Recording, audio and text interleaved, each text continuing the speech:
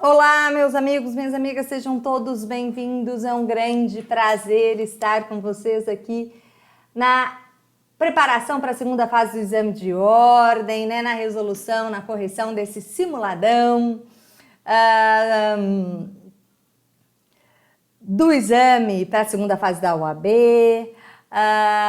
Eu sou a professora Milena Zampieri Selman. Sou especialista mestre e doutora em Direito Tributário pela Pontifícia Universidade Católica de São Paulo. Sou tabeliã também no estado de Minas Gerais, tabeliã concursada.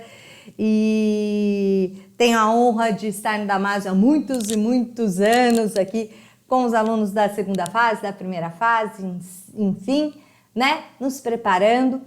Para aqueles que têm dúvida acerca da matéria, por favor, façam contato comigo. Vocês poderão me encontrar no meu Instagram, @MilenaSelman, e também no meu e-mail, milenaselman@hotmail.com. Será de grande valia a gente poder estreitar os nossos laços, vocês perguntarem o que quiserem acerca da segunda fase. Só não esqueçam, que meu nome, Milena Selman, o Selman, é com 2 L's e com 2 N's, porque se a gente pode dificultar, né? Para que facilitar? Então, mandem corretinho para que a gente possa estreitar os nossos laços. Bom, vocês sabem que a segunda fase do exame de ordem, diferentemente não acontece com o direito tributário, ela é subdividida em 2 partes, na peça prático profissional, assim que vale 5 pontos, assim como em 4 questões teóricas, as quais também valem 5 pontos, e que são divididas em 2 partes, na parte A e na parte B, e, portanto, na verdade, nós temos 8 questões teóricas, né? E não apenas 4. Então, vejam que o que de fato, né, pesa na hora do exame é a peça prático-profissional, porque ela vale 5 e ela versa sobre um único assunto de direito material, né? Ou temas relacionados ao mesmo assunto de direito material. Já as questões teóricas, nós encontraremos vários assuntos relacionados ao direito material tributário, não é? Então, cada questão será um assunto, mas veja que você não pode deixar de lado a questão teórica, e porque sem elas você não obterá a sua aprovação, a tão sonhada aprovação no seu exame de ordem, e conseguirá pegar em suas mãos aquela carteirinha que até é vermelha, que até cheira gostoso, não é isso? Então vejam, vamos começar com a peça prático-profissional, a qual menciona a construtora ODB, especializada em construção civil, vejam, grifem, construção civil, realiza obras de grande porte para diversos municípios do país, sobretudo de pavimentação de vias públicas, né? O que ela faz aí, a pavimentação de vias públicas? Ela faz o calçamento de vias públicas em razão de licitações vencidas. Para tanto, no valor da prestação de serviço, se está tendo uma prestação de serviço, vejam, é possível que tenhamos fato gerador de ISS, prestação de serviço, inclui o asfalto e o concreto produzidos no local da obra pública. Inclui o asfalto e o concreto produzido no local da obra pública. Isso é muito importante, porque vejam que nós temos a realização, a produção do asfalto, né, e do concreto, que são produzidos no local em que a obra de pavimentação ela é realizada. Ocorre que o Estado de São Paulo, local sede da empresa, isso é importante, porque daí está identificando, né, o polo passivo da demanda. Ao analisar as notas fiscais emitidas a diversos municípios, constatou tal fato e, sobre o valor do asfalto e do concreto, vejam, dessas mercadorias, desses produtos discriminados nas notas de serviços, autuou, grifem autuar, porque todas as vezes que aparecer na peça prática ou na questão teórica a palavra autuação significa que houve o lançamento tributário, que o crédito tributário foi constituído. Foi constituído via uma autuação, portanto, haverá aplicação de uma multa. Olha que alegria, o direito tributário é máximo, né? E, engasguei. E aí, olha só, autuou a empresa sob o fundamento de que se tratam de mercadorias sobre as quais incidem ICMS. Para lá, você não recolheu ICMS em relação ao asfalto, não é isso?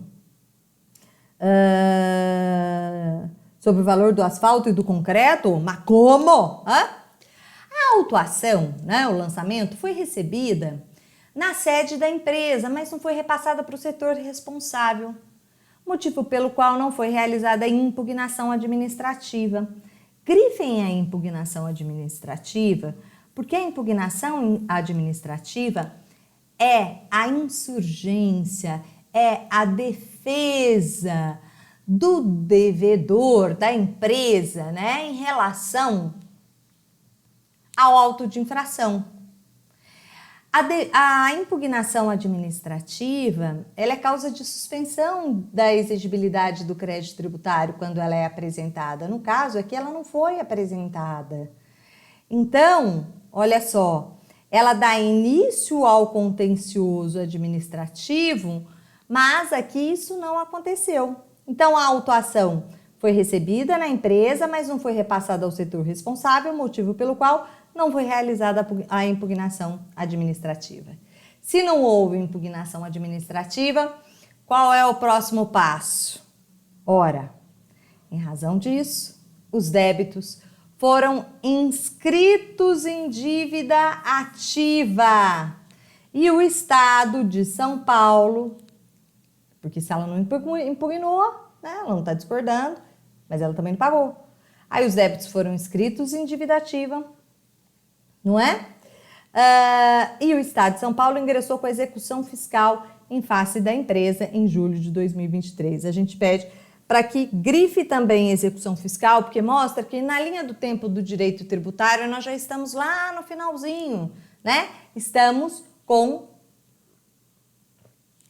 diante da execução fiscal, né? Já houve a prática do fato gerador, o lançamento, supostamente, o auto de infração, não houve impugnação, débito inscrito em dívida ativa, extraída a certidão de dívida ativa, que é título executivo extrajudicial que irá embasar a execução fiscal, que correrá por uma lei específica, qual seja a 6.830/80, 6.830/80, que é a Lei de Execuções Fiscais.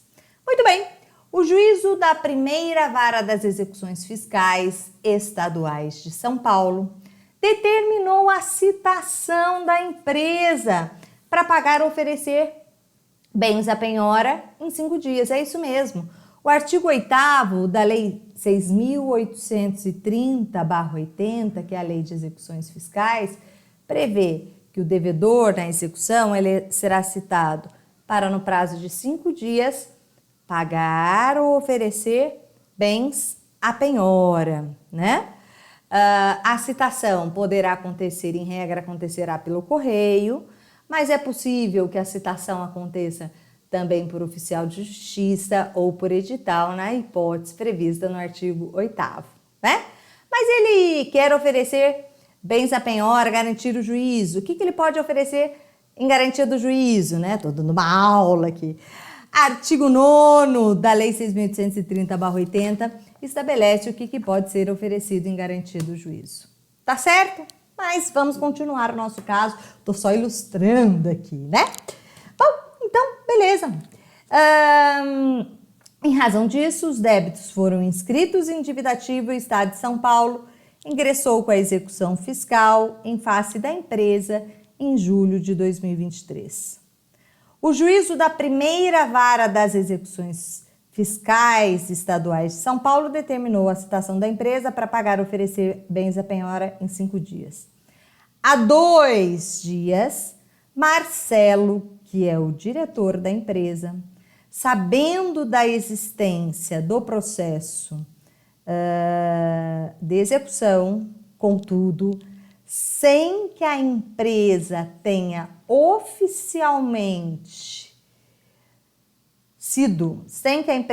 sido oficialmente cientificada acerca da execução, então, sem que a empresa tenha sido oficialmente certificada acerca da execução, por meio do ato citatório, né? Porque se tem execução, tem processo, né? Autônomo, tem que ter citação. Então, o que aconteceu? O juízo da vara das execuções determinou a citação da empresa. O diretor sabe que tem uma execução contra a empresa, contudo, a empresa não foi cientificada acerca da execução por meio, vou arrumar só a minha imagem aqui, para eu não comer o texto com vocês, por meio de ato citatório.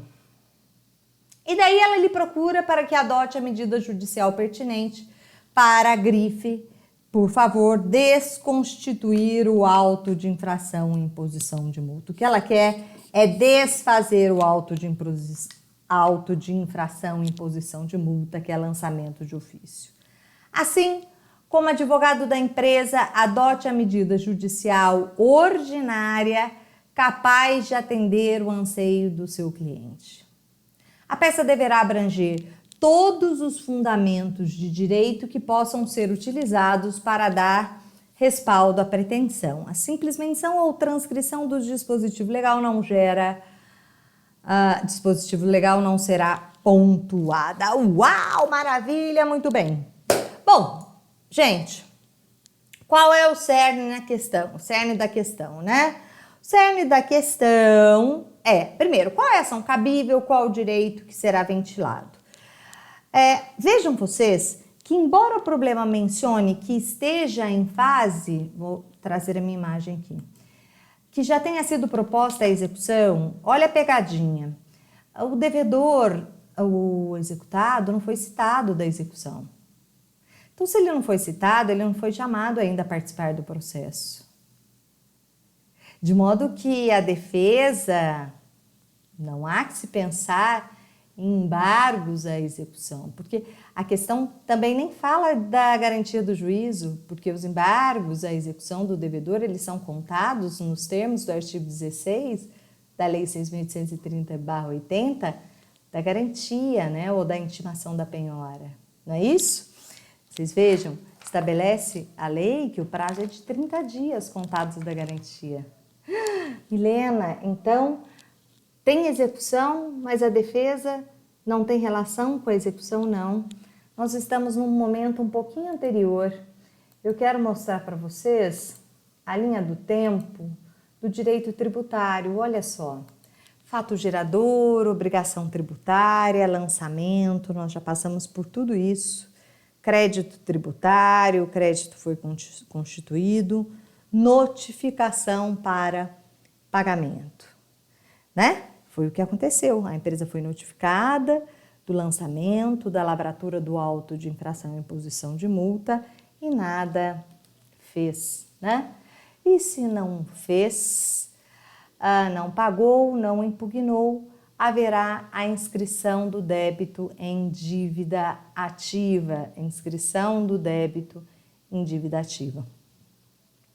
A inscrição do débito em dívida ativa, ela serve para a formação de um título executivo extrajudicial, previsto no Código de Processo Civil no artigo 784, inciso 4, que é a certidão de dívida ativa. A CDA, a certidão de dívida ativa, ela serve para instruir a execução fiscal, né? Toda execução fiscal que tem por base a Lei 6.830/80, ela deverá, então, ser proposta com base nessa lei especial. E o devedor deverá ser citado, como nós vimos, para, no prazo de 5 dias, pagar a dívida ou garantir a execução. Ocorre que nós estamos aqui nesse momento anterior, porque ele não foi citado a execução, não tem garantia da execução, né? Então, ele não pode embargar, ele não pode apresentar exceção de pré-executividade. O meio de defesa, então, que acontece após o lançamento e antes, né, da possibilidade dos embargos ou da exceção de pré-executividade, é a ação ordinária. O próprio problema mencionou, ação ordinária, capaz de desconstituir o crédito tributário. E a ação ordinária capaz de desconstituir o crédito tributário, o auto de infração, imposição de multa, recebe o nome de ação anulatória de débito fiscal. Então, a ação cabível é a ação anulatória de débito fiscal. E você sabe qual é o fundamento da ação anulatória de débito fiscal? A própria Lei 6.830/80, o seu artigo 38, da Lei 6.830/80, olha lá o artigo 38, e também o artigo 19 do Código de Processo Civil. Porque o artigo 319, desculpa, não sei se eu falei errado, o artigo 319 do Código de Processo Civil, ele trata dos requisitos da petição inicial, né? E você está propondo uma inicial, correto? Correto? Então, ação anulatória de débito fiscal, artigo 38 da 6.830, artigo 319 também do Código de Processo Civil.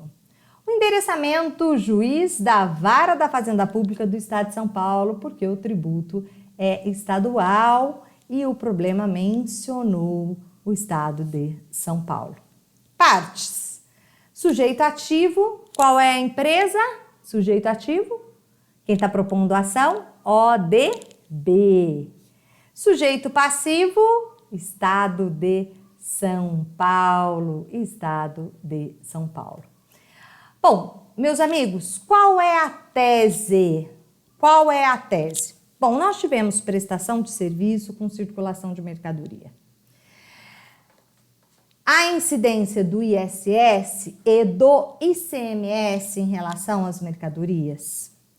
O que prevê, olha só, a Lei Candir, Lei Complementar 87, em seu artigo 2º, inciso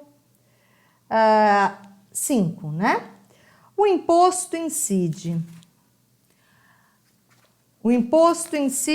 sobre o fornecimento de mercadorias com a prestação de serviços sujeitos ao imposto sobre serviços de competência dos municípios, quando a lei aplicável expressamente sujeitar a incidência do imposto.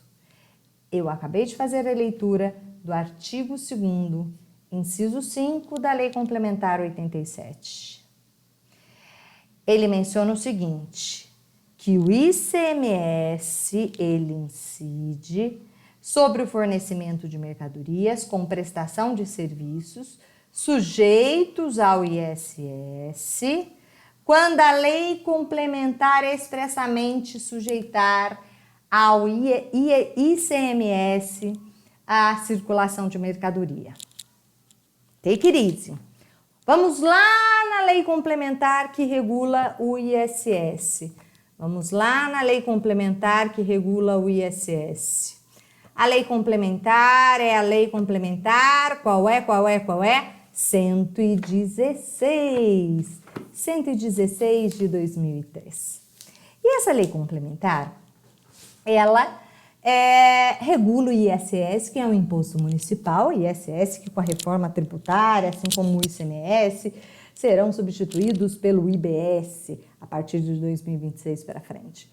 Bom, olha só, meus amigos. Se nós olharmos o item 7.2, só contar.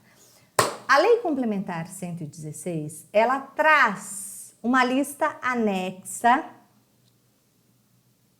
em que ela elenca os serviços que poderão serem tributados via ISS.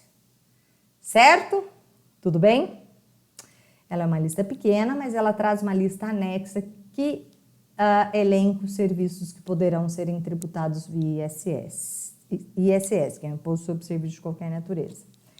Veja o item 7.2 da lista.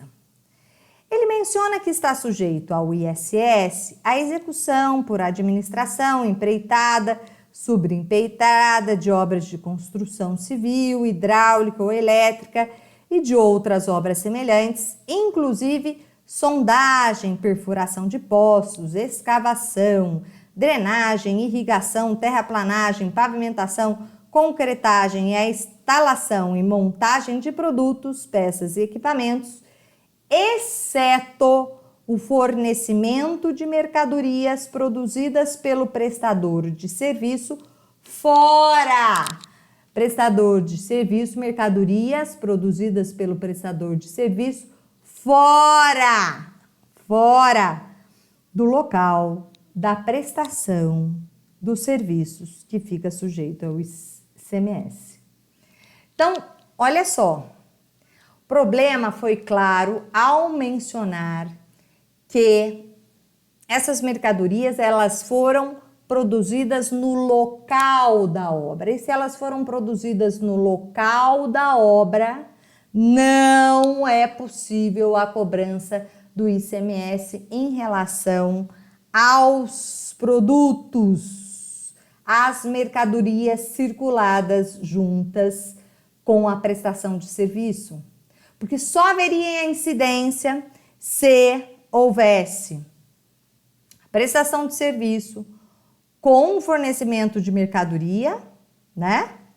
Mas mercadoria produzida fora do local da prestação de serviço. Tudo bem? Difícil? Não é não. Parece, mas não é. Olha, a gente tem que ler a Lei Complementar 116 de 2003 inteira, para não cair em pegadinha. Então, olha só, a tese da nossa peça é a seguinte, ó. Não há que se falar em incidência de ICMS sobre as mercadorias produzidas no local da prestação. Conforme o artigo 2º, inciso 5 da Lei Complementar 87 de 96, o ICMS incide sobre o fornecimento de mercadorias com prestação de serviços sujeitos ao ISS, quando a lei complementar aplicável, a Lei Complementar 116, expressamente sujeitar a incidência do ICMS. Então, a lei complementar irá trazer a prestação de serviço e a cobrança de ICMS quanto à mercadoria que foi circulada. A questão aqui é que a mercadoria ela foi produzida no local da prestação de serviço. Certo? Beleza? Mas tem que abrir o tópico da tutela antecipada, tutela provisória antecipada de urgência? Tem que abrir, porque na ação anulatória de débito fiscal você irá sempre abrir. Nos termos do artigo 300 do Código de Processo Civil, demonstração dos requisitos da tutela provisória de urgência, possibilidade, probabilidade do direito, né? E o perigo de dano. Fumus boni iuris perigo limora. Para quê? Para que você quer concessão de liminar, concessão de tutela antecipada em qualquer ação tributária? Para suspender a exigibilidade do crédito tributário, né?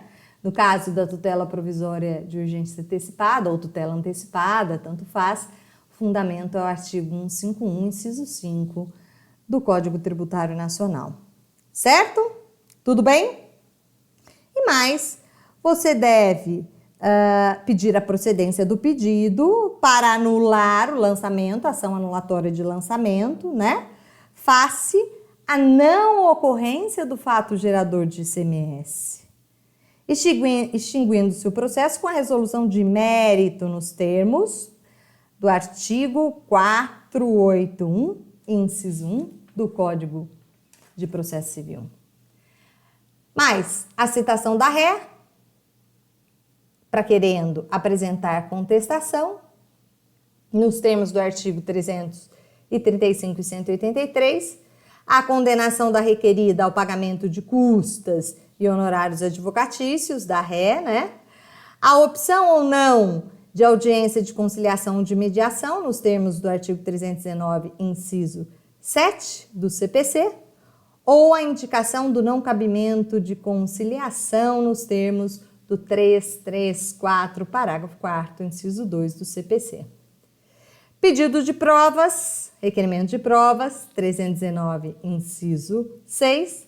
Valor da causa, Jesus amado, não vai esquecer do valor da causa, inciso 5 do 319. E o fechamento da peça, nesses termos, pede deferimento, local, data, advogado, OAB. Não vai assinar de jeito nenhum, não vai colocar o local, não vai colocar a data, só local, data e o fechamento da peça. Meus amigos, acho que tranquila aí a nossa peça, que envolveu questão relacionada a ISS e ICMS, tá? Quando você tem ISS com circulação de mercadoria, a regra é que a mercadoria não há cobrança de ICMS quanto à circulação da mercadoria, salvo se a própria Lei Complementar 116 ressalvar a cobrança de ICMS quanto à circulação da mercadoria, né? Olhem, por exemplo, o 7.05, que é um caso nesse sentido similar. Ok, vamos para a primeira questão? Vamos lá? Primeira questão. A empresa ABC possui crédito no valor de R$500 mil em face do estado da Paraíba. Ela tem um crédito de R$500 mil em face do estado da Paraíba, oriundo de um precatório judicial resultante de ação de desapropriação. Todavia, a empresa encontra-se em débito com o estado de Paraíba.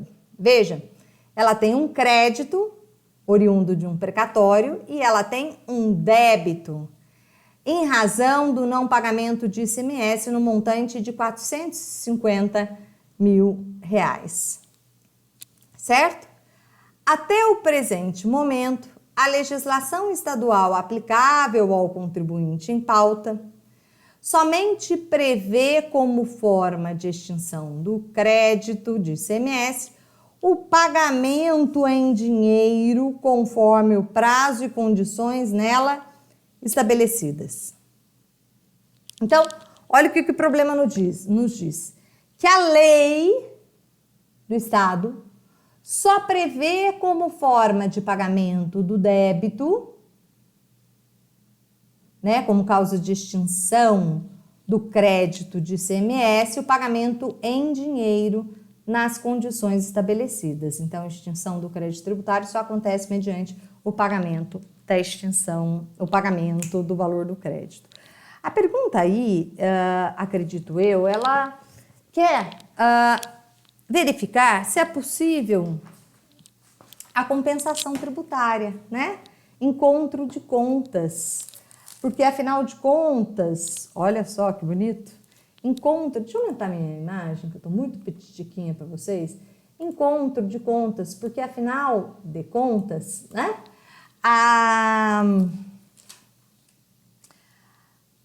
empresa tem crédito e, ao mesmo tempo, ela tem débito para o mesmo estado. Então, encontro de contas no âmbito do direito tributário diz respeito à compensação tributária. E a compensação tributária, ela só é possível se a lei, Contribuinte não pode fazer compensação tributária porque ele quer, é preciso que tenha lei autorizativa. Então vamos lá. Ei, minha imagem. Vamos diminuir.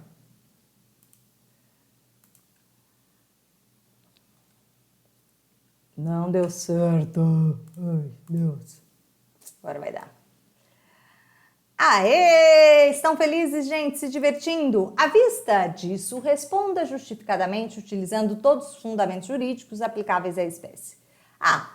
Qual a forma de extinção do crédito tributário que se amolda à liquidação do aludito débito do ICMS com a utilização de crédito oriundo do referido precatório? A ideia é a compensação prevista no artigo 170 do Código Tributário Nacional, e a compensação é causa de extinção do crédito tributário nos termos do artigo 156, inciso 2, 156, inciso 2 do Código Tributário Nacional. B. Com base na resposta contida na letra A, a referida empresa poderia liquidar seu débito de ICMS fundado no crédito contido no aludido precatório?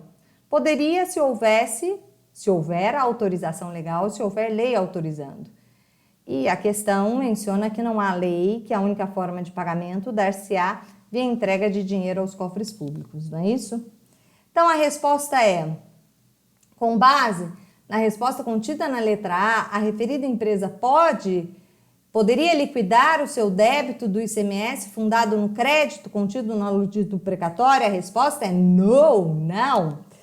A compensação tributária não é possível, pois não se amolda a previsão do artigo 170 do Código Tributário Nacional. Somente seria possível, então, se houvesse previsão expressa na lei, o que não ocorre à luz do caso em tela, o que não acontece no caso em tela.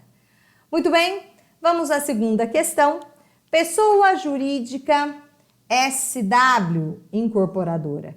Pessoa jurídica SW Incorporadora verificou a existência de débitos de ISS regularmente declarados, mas não pagos. Então, a empresa SW Incorporadora, ela declarou débitos de ISS do período de janeiro de 2016 a julho de 2019, mas ela não pagou. Quando ela declara, ela constitui o crédito tributário, tá, gente? Essa questão, inclusive é simulada.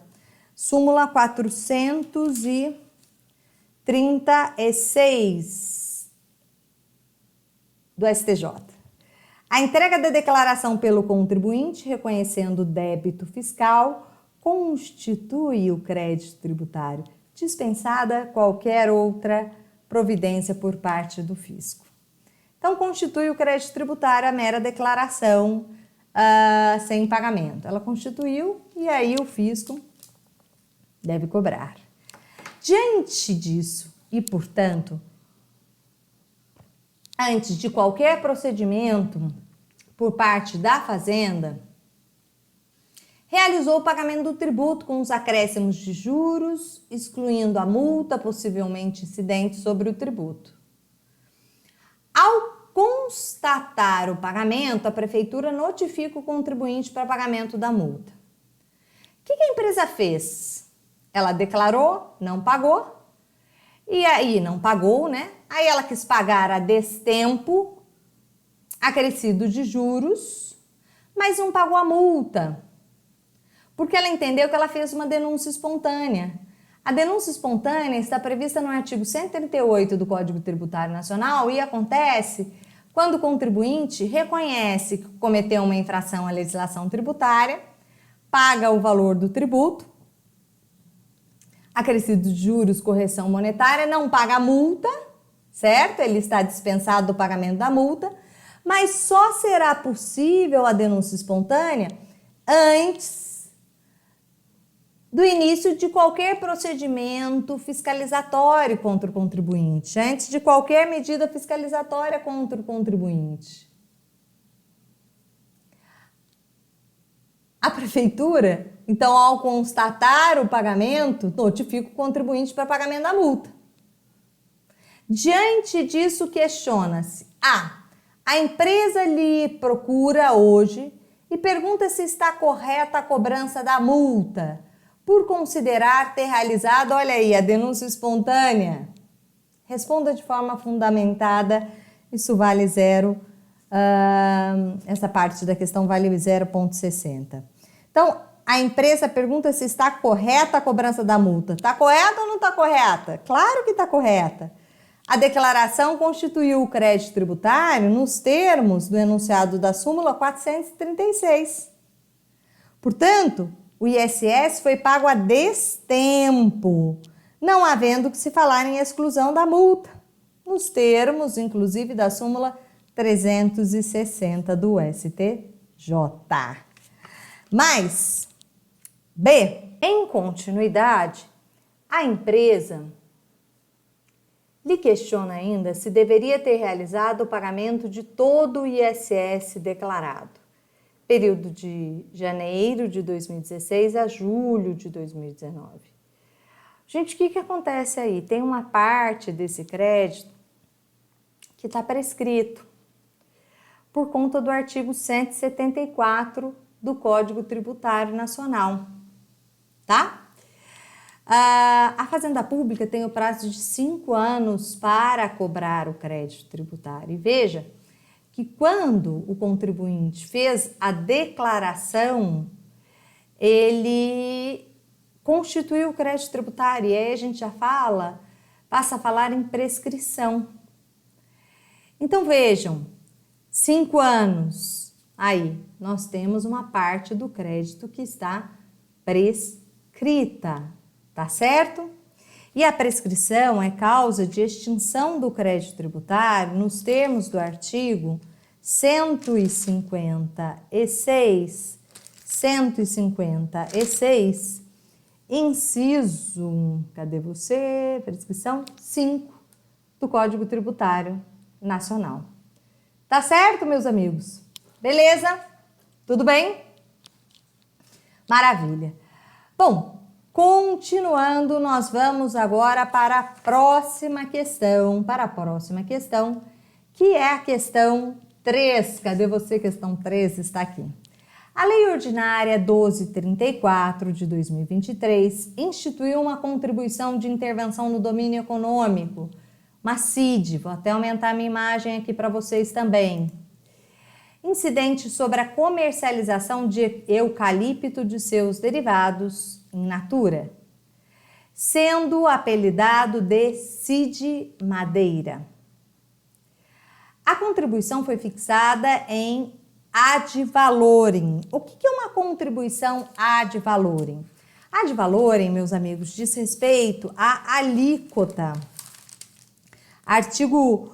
Quando a gente olha o Código Tributário Nacional, a alíquota, ela pode ser uma alíquota específica por uma unidade de medida, então valor fixo a cada metro, a cada litro, ou ad valorem, que é uma porcentagem sobre o valor da operação, né? Uma porcentagem sobre o valor da operação. Então, olha só, a Lei Ordinária 1234 de 2023 instituiu contribuição de intervenção no domínio econômico, CID, incidente sobre a comercialização de eucalipto e seus derivados in natura, sendo apelidado de CID Madeira. A contribuição foi fixada em ad valorem, sobre o valor da operação. Então, uma alíquota específica, 2%, 3% sobre o valor da operação, tendo como fato gerador a venda de eucalipto e seus derivados ao exterior, sendo registrado na lei que o produto de arrecadação seria destinado a projetos ambientais. A Sociedade Empresária Madeira Boa, que exporta 100% dos seus produtos, indagou-se indignou-se com a legislação e contrata você como advogado para consultoria acerca da questão. Então, a Sociedade Empresária Madeira Boa, que exporta 100% de seus produtos, indignou-se com a legislação e contrata você como advogado para consultoria acerca de sua questão. Acerca da questão, né? Diante do relatado, responda o seguinte: é válida a incidência da referida CID Madeira na exportação dos produtos? Gente, aí nós estamos diante de uma questão constitucional. Por que de uma questão constitucional? As contribuições especiais, elas estão previstas no artigo 149 da Constituição Federal. Artigo 149 da Constituição Federal, certo? E o parágrafo 2º do artigo 149 da Constituição, em seu inciso 1, estabelece que tanto as contribuições sociais como as contribuições de intervenção no domínio econômico, elas não incidirão sobre as receitas decorrentes de exportação. Então, é válida a incidência da referida CID Madeira na exportação dos produtos? A resposta é que não. A operação ao exterior é imune à incidência da CID nos termos do artigo 149, parágrafo 2º, inciso 1 da Constituição Federal. B. É possível a instituição da CID ad valorem, sai um erro de digitação aí, tendo por base a operação? É possível? Meus amigos, aí nós temos também a regra do artigo 149, parágrafo 2º da Constituição Federal, especificamente o inciso 3, a linha C, a linha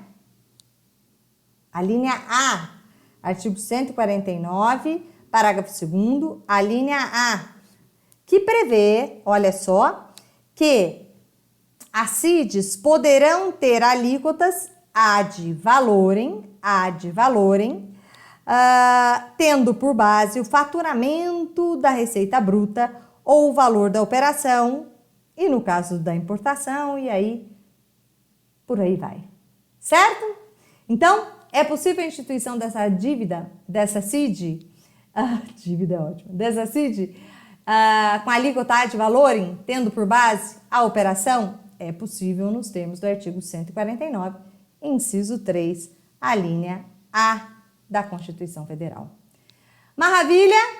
Vamos à nossa última questão. Caio, menor e incapaz, herdou de seus pais a casa em que morava em Cuiabá. Ocorre que, como passou a morar com sua tia, não houve o pagamento dos carnês do Imposto sobre Propriedade Predial Territorial Urbana. IPTU, incidentes sobre a casa. Em razão disso, o município, ao tomar conhecimento de que Caio residia com a sua tia, representante legal do menor, notificou em seu endereço para recolhimento do IPTU, referente aos últimos 5 anos. Ao receber a notificação, a tia de Caio, representando, apresentou impugnação. Olha a impugnação aí. Ao lançamento do crédito, alegando que Caio, por ser menor incapaz, não pode ser contribuinte do IPTU. Gente, ele pode ser contribuinte do IPTU?